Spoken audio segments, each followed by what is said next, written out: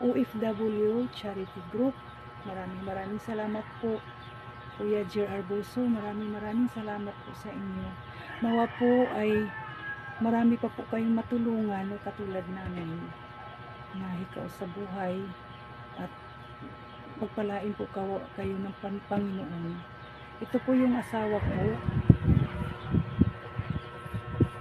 Maraming salamat po, Kuya Jer Arboso. Maraming salamat po, OFW Charity Group. Salamat po.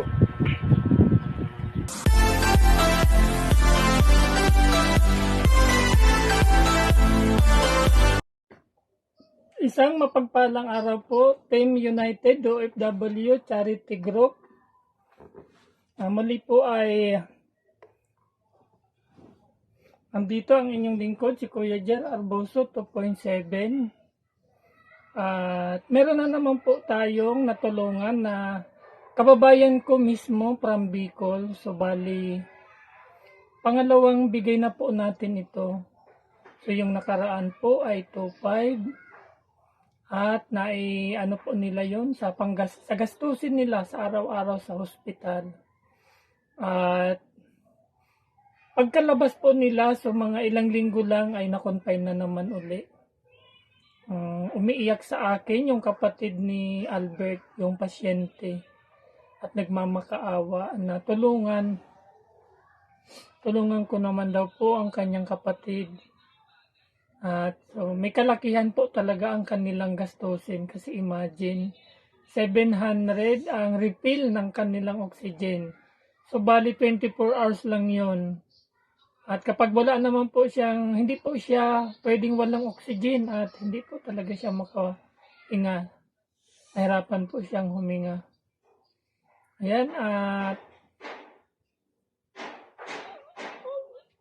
actually, nahihiya na po silang lumapit uli. So, naglakas loob. Naglakas loob lang po uli na ako na lumapit sa inyo, sa aking mga kasamahan, sa aming founder na si Ma'am Liway Sanchez, ang aming coordinator, si Sir Johnny Lakay, at sa aking mga kasamahan, officers and members, at sa mga sponsor po, lalong higit si Ate Mistisang Pinay. Ayan. So, malaking bagay po at tuwang-tuwa sila nang maipadala ko yung pangalawang ayuda natin na nagkakahalagang 3,000 para sa pang-apat na araw na pang-refill ng oxygen. So, labis-labis po ang kanilang naiyak sa tuwa nang sabihin ko na may naipadala na tayong ayuda para sa kanyang kapatid na si Albert Ariola. So talagang nakakawa po ang kanyang kalagayan. So, kahit na po outpatient na sila, ay andun pa rin yung oxygen at may mga reseta din pong gamot. Ayan, at panoorin po natin ang kanyang video. Magandang araw po sa inyo, OFW Charity Group. Maraming salamat po at nakarating po sa amin yung tulong nyo na pinaabot sa pamamagitan po ni Kuya Jer Arboso. Maraming salamat po at nakabili na po kami ng oxygen na pang-refill. Ito po yun.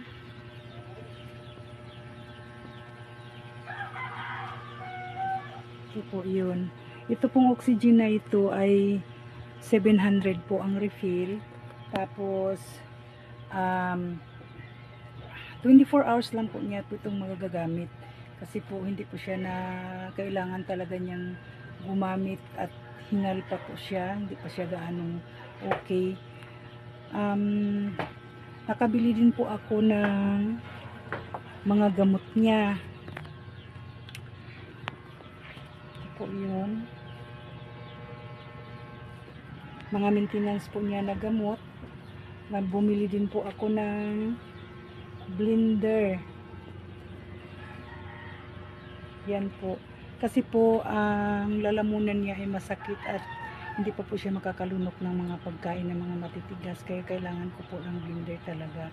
Kaya maraming salamat po at na tulungan nyo kami. Ito pong asawa ko dati ay taon-taon po siyang na-admit sa ospital. Kada isang taon, isang beses, nagka-pneumonia with asthma po siya. Pero sa ngayon po, ngayong taon na po ay palagi na po, 5 times na po siyang na-admit. Noong February, na-admit siya ng 10 days. Tapos, pag uwi namin, mga ilang araw lang kami dito sa bahay, yun na naman, hirap na naman siyang huminga. At na-admit na naman siya ng 15 days na naman, balik ospital na naman siya. Yun, ang findings ng doktor, ganun pa rin, pero nadagdagan po yung sakit niya. Nagkakomplikasyon yung puso po niya ay lumaki, at saka yung atay po niya ay nasira dahil sa mga gamot na iniinom. Kaya yun, nakauwi din kami sa bahay after 15 days, pero month of May, balik na naman po kami sa ospital. At yun na po ang time na 50-50 na po siya. At ang buong akala ko po ay hindi na po siya makakaligtas. Kailangan po niyang tubuhan para po makaligtas at inaatake na po siya sa puso. Hindi na siya makahinga. Tumataas na po yung heart rate niya.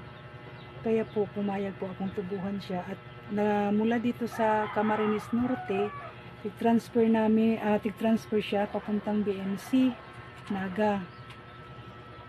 Yun, nakauwi naman kami after, nakaligtas po siya noon, time na yun. Buong akala ko talaga hindi na siya makakaligtas. Pero sa awa ng Diyos, nakakaligtas po siya. After 15 days po kami sa BMC, umuwi po kami dito, naka-out na siya. Pero after 7 days po ay balik ospital na naman po kami ngayong June. Kasi po, yung lalamunan niya ay sumakit at hindi na halos siya makapagsalita. Tapos, masakit din na siya nakakakain at nilalagnat pa po siya. Kaya yun, inadmit ko na naman uli, hirap na naman siyang huminga. Kaya, balik ospital na naman po kami at nakalabas kami noong June 14. Kaya marami na naman pong reseta ang doktor. Kaya po naisipan ko pong humingi ng tulong sa inyo. At marami pong salamat at natugunan po ninyo ang na panawagan ko po. OFW Charity Group. Maraming salamat po. Kuya Jer Arboso, maraming salamat po sa inyo. Nawa po ay marami pa po kayong matulungan na katulad namin na hikaw sa buhay at pagpalain po kayo ng Panginoon. Ito po yung asawa ko. Maraming salamat po. Kuya Jer Arboso. Maraming salamat po. OFW Charity Group. Salamat po. Ito po yung pinaabot nyo sa amin sa pamamagitan po ni Kuya Jer Arboso. Bago ko po makalimutan, happy 3rd year anniversary po. OFW Charity Group. Nawa po ay lagi kayong naandyan sa mga nangangailangan at pagpalain pa kayo lalo na may kapal, lalong-lalo na po sa mga sponsor. Nawa po hindi kayo magsawang tumulong at tulungan ang mga mahihirap, lalo na yung mga nangailangan talaga. Kaya God bless po sa lahat. OFW Charity Group at at ikaw po kay Kuya Jer Arboso. God bless you all. Maraming salamat po. Yan, at muli po ay patuloy kaming tumatanggap ng anumang tulong sa inyo na nagmumula sa inyong puso. Any kind po, pwedeng cash, GCash, grocery, package, o ano pa man na basta bukal po sa inyong puso ay malugod namin tatanggapin. At yun nga po, yung asawa ni Albert, yung pong may sakit, ay hindi naman po makapagtrabaho dahil unang-una, may 3 pa siyang estudyante na asikasuhin. At ang kanyang asawa, siyempre, bedridden na kumbaga. So, hindi rin po pwede na iwanan niya ng matagal. At para mag part-time job, ika nga, hindi, gustuhin man po niya ay hindi talaga pwede. Walang mag-aasikaso. Ano po sila, kababayan ko sila sa Bicol at matagal na po yan silang lumapit sa akin. Noong magbakasyon ako sa kanila, so nahiya pa po silang lumapit sa akin noon. Kung kailan nakarating na ako dito, tsaka lang nila sinabi. Yan naman pong mga pamilyang yan ay talagang mga mabuting tao naman po yan. At sa mga nakapanood po ng video ay kung medyo nakakaluwag-luwag naman po kayo ay kami po ay nagmamakaawa. Hindi para sa amin kundi sa mag-anak na si Albert at kanyang 2 anak, 3 anak na nag-aaral. Hindi pa man po ay magpapasalamat na kami at tatanawin naming malaking utang na loob. At lubis-lubisin ko na rin po pala advance happy 3 years anniversary sa aking mga kasamahan, Team United OFW Charity Group.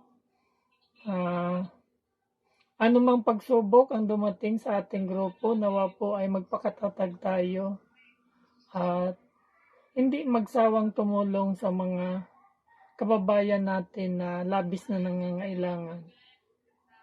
Yan lang po at maraming salamat at Diyos na po ang bahalang sumukli sa inyong mga kabutihang loob.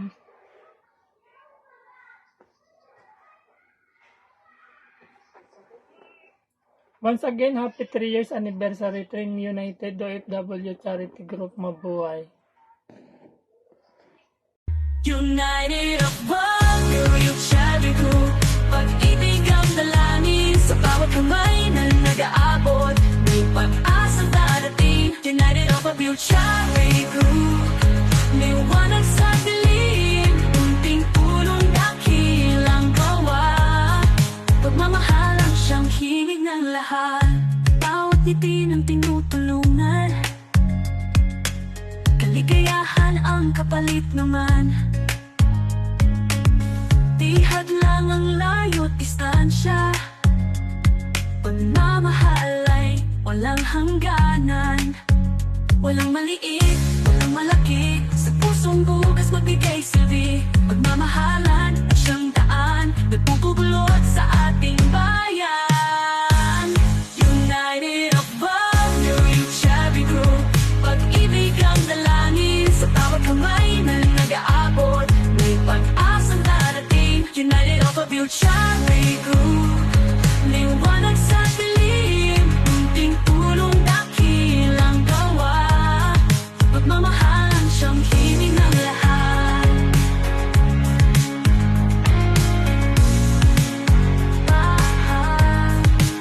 Sama-sama tayong magsilbi. Puso'y bukas, walang hinihintay na ganti. Sa munting paraan sa bawat hakbang. Pagmamahal ang ating ilaw at gabay. United of World Charity Group. Pag-ibig ang dalangin sa bawat kamay na nag-aabot. May pag-asang darating. United of World Charity Group.